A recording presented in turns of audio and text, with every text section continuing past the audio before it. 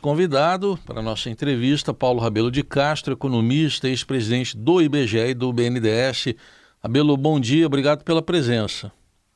Um bom dia, Raíssa, um bom dia para todos os ouvintes do Eldorado e um bom dia especial para minha amiga Eliane Cantanhede. Bom, nós convidamos aí para uma entrevista e diante desses embates que já acontece há algum tempo, né, quando o presidente do IBGE, ano passado, anunciou a criação de uma fundação que poderia financiar pesquisas, os servidores se colocaram contra e agora continuam também em outros embates, um deles, agora recentemente, o Márcio Postman encaminhando uma notificação extrajudicial pedindo que a Associação dos Servidores retire o nome IBGE da sua sigla. Enfim, queríamos uma avaliação sua inicialmente dessa situação do IBGE e se isso pode comprometer a credibilidade do Instituto. Aí, assim, essa crise, como está sendo chamado pela imprensa, ela não é uma crise do IBGE, é uma crise da presidência do IBGE. Então é preciso deixar claro para o nosso ouvinte que ele não está diante de uma perda de credibilidade do IBGE como instituição, como agência de estatísticas e geoinformações do Estado brasileiro e da sociedade brasileira, mas isso compromete a boa vontade de todos os que fornecem informações para o IBGE, e todos os que fornecem somos nós todos, inclusive você que está me ouvindo, a Eliane, todo mundo quando responde a um censo demográfico, se você é um produtor rural e responde ao questionário do censo agropecuário, se você é uma empresa e responde às informações sobre preços que estão sendo praticados no seu mercado e que vão formar o IPCA, que é o Índice de Preços ao Consumidor, e tantas outras informações sobre os índices de atividade, os índices de emprego e desemprego na PNAD, que é uma pesquisa nacional por amostra de domicílios, são visitados 70 mil domicílios mês. Tudo isso depende de quê? Dos brasileiros e brasileiras dizerem, esse é o IBGE, vou atender sim, eu tenho respeito e admiração pelo trabalho. Na medida em que a gente fica lavando essa roupa suja, que é uma roupa que está sendo, vamos dizer, enlambrecada pela própria presidência do IBGE e com acusações, eu acho que infundadas em relação à honorabilidade e à integridade do seu corpo técnico, dos servidores do IBGE, isso é muito, muito ruim, mas é uma crise fabricada pela intolerância que deve estar lá estacionada na presidência do IBGE hoje. Eliane? Oi, é um prazer estar aqui com você, Paulo. Realmente, a gente nem pode mais dizer há quanto tempo a gente se conhece. Pois é, não, é melhor não. É melhor não. Mas diríamos que é um vinho que foi guardado bastante tempo para ser consumido agora, na maturidade. Exatamente. O que está por trás disso? Porque eu me lembro que quando o Márcio Postman foi escolhido para o IBGE, eu tenho amigos que trabalham lá e amigos que já cantavam essa pedra. Olha, vai dar problema. O que está por trás? Qual é o embate do Postman com o corpo técnico do IBGE? Eu acho, Liane, que você, com seu prestígio, deveria convocar o Márcio para estar aqui numa outra oportunidade na Eldorado para fazer essa declaração, e eu vou acompanhar, porque eu não tenho relacionamento pessoal, acho até que raras vezes troquei alguma palavra com o senhor Márcio Postman, de forma que eu o conheço pelo currículo público dele. E devo dizer que pela minha regra, eu tenho uma regra de ouro de que ninguém vai ser muito além nem muito aquém do seu próprio currículo, o que até faz sentido. Não adianta você dizer que vai ser um astronauta se você, inclusive, tem medo de altura. Ou seja, as pessoas se formam para determinadas coisas. E o currículo do Márcio, ele é um currículo polêmico. No IPEA, ele também conseguiu se engalfinhar, pelo que a gente sabe publicamente, com o corpo técnico do IPEA. E eu não quero tomar partido nem do corpo técnico, nem do senhor Márcio, mas o fato é que, ao invés de ele entrar para pacificar situações, para tocar adiante os objetivos institucionais, ele parece que traz uma agenda pessoal que passa a ser prioritária em relação aos objetivos institucionais. E eu acho que isso não é bom. Ele é um sujeito muito prestigiado pelo próprio presidente Lula, quer dizer, é um homem do Lula. Ele não foi indicado, aparentemente, pela ministra do Planejamento, em cuja área ele está. Cuja ministra, Simone Tebet, tadinha, ela está cada vez mais apagada, porque numa hora dessa, ela já deveria ter intervindo há muito tempo. Então, essa é uma outra pessoa que eu sugiro, Eliane, que você possa, com seu prestígio, convocar para nos ajudar a entender. Mas eu, no final de contas, acho que o que está realmente causando a situação toda foi a criação de uma tal fundação de direito privado que algumas instituições paraestatais, por vezes, formam.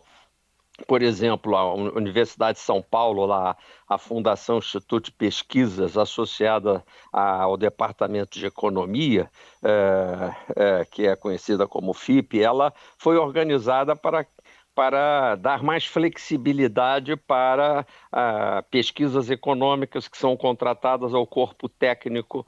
A mesma coisa na Fundação Getúlio Vargas, existe uma FGV Projetos, que institucionalmente presta serviços e ela, aí, obviamente, parte desses recursos reverte para a Fundação Getúlio Vargas. A pergunta é saber se uma instituição de Estado, como o IBGE, que deveria estar grudada na própria presidência da República, porque se eu sou um presidente da República, sem informações eu não começo nem a governar o Brasil, a não ser que eu seja um falastrão, que aliás tem passado vários lá vários inquilinos do Palácio do Planalto falastrões, né? Esses não precisam de estatística, porque eles inventam coisas. Mas quem precisa de estatística para governar com eficiência e efetividade deveria já ter pacificado essa crise, já deveria ter mandado fechar isso que mal acabou de ser aberto, um tal de IBGE+.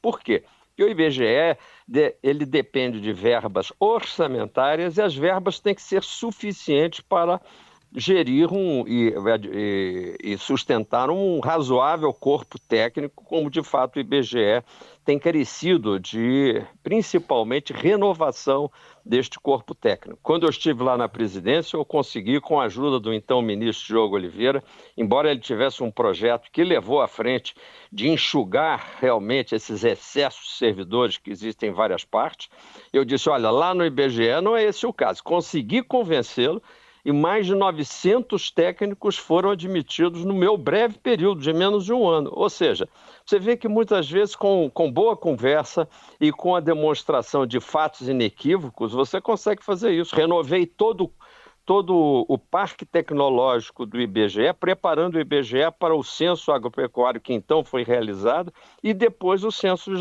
demográfico. O IBGE estava com todo o seu equipamento de computadores, tanto laptops como até os grandes mainframes, completamente desatualizados e com riscos.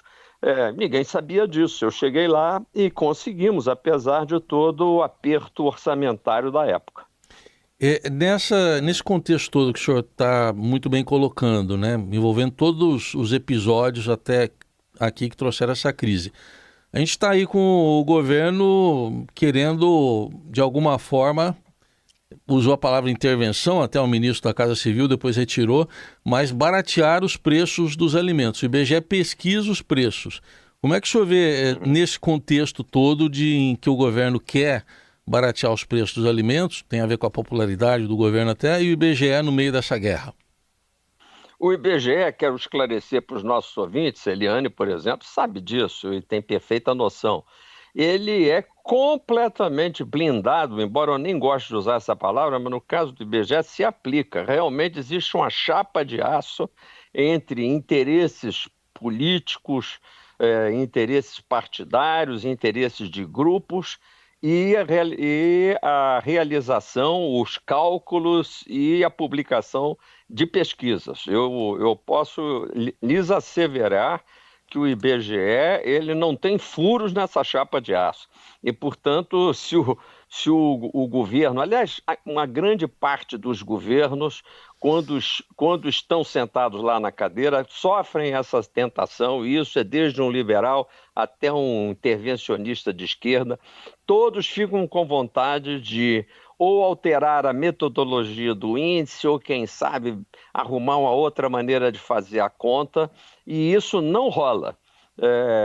O IBGE é uma entidade que utiliza protocolos, e por isso é que eu digo que não rola, não é voluntaristicamente, não é porque certo presidente está lá sentado, não é porque alguma diretoria é mais séria do que outra, é porque todo o processo de coleta, organização e depois de elaboração finalmente dos indicadores que saem, principalmente o indicador de preços, ele decorre da colaboração de dezenas de técnicos. Então era preciso, sei lá, conspirar até com a moça que serve o cafezinho para a gente fazer uma conspiração para alterar índices. Não existe isso. A única possibilidade que o governo poderia fazer, e já vou descartando, esse governo não tem condição de fazer isso, que é controlar preços no varejo. Aliás, seria de uma estupidez rematada. Seria praticamente o atestado de óbito dessa administração que já vai mal, obrigado. Então, o que o governo, quando ele diz interferir, é interferir fazendo o que eles acabaram de anunciar, e o que é correto isso, que é diminuir as tarifas de importação no sentido de deixar que o mercado de fora eventualmente complemente, como ano passado, por exemplo, tivemos uma situação de relativa escassez de arroz. O governo chegou a pensar em fazer uma venda de arroz a R$ 24, a saca de 5 quilos, etc. Tal. No final desistiu, porque era preferível deixar o mercado funcionar, e o mercado funcionou, com a ajuda de mais de 1 milhão de toneladas que na época foram importadas ao longo do ano passado. Essa é a maneira correta de trabalhar e óbvio que mais à frente organizar, fomentar a produção dos grandes produtores e produção dos médios e dos pequenos produtores, dependendo do produto, eles são muito importantes também. Paulo, além da redução da tarifa de importação e do estímulo à produção, que aliás, é meio óbvio, né? Aumentar a oferta, aumentar a oferta para baixar o preço é assim uma lição, vamos dizer assim, é o beabá dessa história toda. Mas além disso, você consegue visualizar algum outro tipo de medida que o governo possa tomar? Porque a questão do alimento, né, primeiro, envolve exatamente a base da pirâmide, né? A pessoa que ganha pouco, que tem renda baixa, corre o risco de ficar sem comer e alimentar a família. Isso é uma questão. A outra questão é que tem um efeito político muito grave para a popularidade dos governantes. E terceiro, tem toda a cadeia econômica e tal. Além do imposto de importação e do estímulo à produção, você consegue visualizar outras alternativas? Sim, eu posso te passar a você, Eliane, mas obviamente, secundariamente, vamos dizer, se alguém no governo estiver ouvindo, pode, quem sabe, aproveitar para ouvir os agentes do mercado. Eu acho que o governo, por exemplo, tem um bom diálogo com a Abras, a Associação Brasileira de Supermercados, que foi uma entidade que colaborou muito durante o processo, por exemplo, de reforma tributária e conseguiu passar uma legislação inovadora, corajosa, que foi criar uma cesta básica nacional, dessa vez não uma cesta mínima, uma cesta ampla, uma cesta que realmente cobre todos as principais proteínas, carboidratos, que são necessários e, obviamente, com um conteúdo calórico adequado. E essa cesta básica foi anunciada em prosa e verso porque ela é totalmente isenta de tributos, não recai nenhum imposto, IBS, nem nenhuma contribuição, CBS, nem nenhuma outra forma de imposto seletivo ou qualquer outro tipo de tributo. Só que depois, a partir de 2027 entra essa legislação. Sugestão, por que o governo federal, não, ele que gosta de fazer reuniões em Brasília, envolvendo governadores, não convida os governadores, isso depende do governador, ICMS. O ICMS é da esfera estadual. O governo federal pode dizer, eu vou reduzir o PIS e a COFINS. Esse PIS e a COFINS é que estarão sendo substituídos pela CBS. O PIS e a COFINS hoje já são bastante reduzidos no impacto do preço desses produtos, e você poderia estimular os governadores a antecipar os efeitos da isenção da Cesta Básica Nacional de Alimentos. E se isso acontecer, essa alta pode ser em parte contemporizada ou neutralizada por uma antecipação dos efeitos da futura reforma tributária. O governo que cacarejou tanto ser ele o responsável por essa aprovação, ele poderia antecipar esses efeitos. A outra ideia seria uma pauta que existe também sendo sugerida pelos supermercados, que é aumentar a oferta efetiva dos produtos, que ao invés de terem uma validade, assim, uma data de morte do produto, a gente lê lá nas caixinhas ou nos rótulos, válido até, e tem uma data de finalização. Essa data não é rigorosa, haja vista que eu mesmo muitas vezes compro com desconto no supermercado um pouco antes do fim da validade, eventualmente fica na minha geladeira, passa uns poucos dias, nunca tive nenhum problema associado a esse rigor da validade. Como a gente sabe, ninguém coloca uma validade no último dia possível. Pelo contrário, a Anvisa exige que os produtos tenham, vamos dizer, uma margem de segurança que os engenheiros usam também nas construções, ou deveriam usar. Ou seja, a validade final é sempre X tempo anterior a realmente uma eventual deterioração do produto. Na realidade, se a gente colocar começar a usar um melhor consumir até uma data tal, com uma tolerância de 1 mês, a gente já tem um aumento da validade dos produtos e uma possibilidade, inclusive, de utilizar esses produtos tão próximos da validade para doações a instituições de caridade, a instituições de idosos ou de crianças, e aumentar a oferta, porque no final de contas todas essas ideias são ideias para aumentar de alguma forma a oferta ou atuar sobre aquilo que eleva o preço na gôndola do supermercado. Muito bem, ouvimos aqui na Rádio Eldorado Paulo Rabelo de Castro, economista, ex-presidente do IBGE e do BNDES, com essas ponderações importantes sobre a atual situação do Instituto. Obrigado, até uma próxima oportunidade. Um abraço a todos, uma ótima semana e um abraço especial para a amiga Eliane Cantanhede. Muito obrigada. Além de muito inteligente, muito oportuno, uma pitada de malícia na sua fala. Muito obrigada. Obrigado. Você acha? Tudo bem, eu sou um malicioso bonzinho. Obrigado. Um beijo, Eliane. Beijo, tchau. Fechando agora o Jornal Eldorado, analisando também esse embate do fim de semana, né, Eliane? De deportados sendo mandados aqui para o Brasil, chegaram acorrentados e algemados. E reação agora do governo brasileiro, e também os Estados Unidos tiveram um problema em relação a esse tema com a Colômbia. Eliane. Não só com a Colômbia, virou uma crise, não apenas com o Brasil e com a Colômbia, mas uma crise aqui para a América Latina toda. Tanto que a presidente de Honduras, a Xiomara Castro, convocou uma reunião. Ela é também presidente da CELAC, que é aquela comunidade dos estados latino-americanos e carimbenhos, e ela convocou uma reunião de presidentes para quinta-feira para discutir essa questão, né? É claro que não é uma novidade a deportação de brasileiros, colombianos, venezuelanos, etc. Isso já já acontece há bastante tempo. O Brasil já teve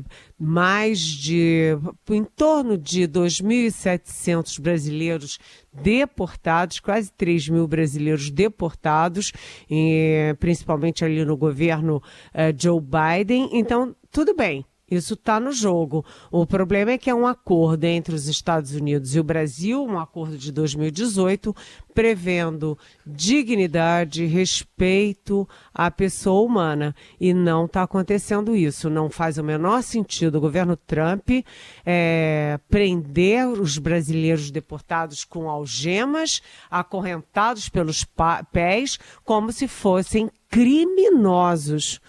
Né? Eles foram, inclusive, vários deles foram presos no seu trabalho. Portanto, eles são trabalhadores. Não tem sentido. Tem, inclusive, fotos de brasileiros que levaram pancada. Estão ali com marcas de pancadaria. Aí não dá. Então, o governo Lula reagiu fortemente, reclamou, mandou um avião para Manaus para buscar decentemente os brasileiros até Minas Gerais, mas vai além da questão do Brasil, né? O Gustavo Petro, presidente da Colômbia, lembrando que a Colômbia é o país que é mais próximo, mais aliado aos Estados Unidos historicamente, mas agora, pela primeira vez, tem um presidente de esquerda, que é o Gustavo Petro, e o Gustavo Petro simplesmente impediu que 2 aviões com deportados pousassem no país. O Donald Trump reagiu duramente, aumentando as tarifas de importação de produtos chilenos em mais 25% e cassou ali o visto de entrada do Petro, da família dele e dos principais assessores, dos principais nomes do atual governo da Colômbia. Virou uma guerra e agora os Estados Unidos e a Colômbia tentam algum tipo de acordo que pode, por exemplo, pautar a reunião de quinta-feira. O problema é o seguinte: deportar ilegais está no jogo, mas tratar cidadãos, né, dessa forma, com algemas, com correntes nas pernas, com agressão, aí não dá. Aí é fora do jogo. Vamos ver como é que fica esse embate.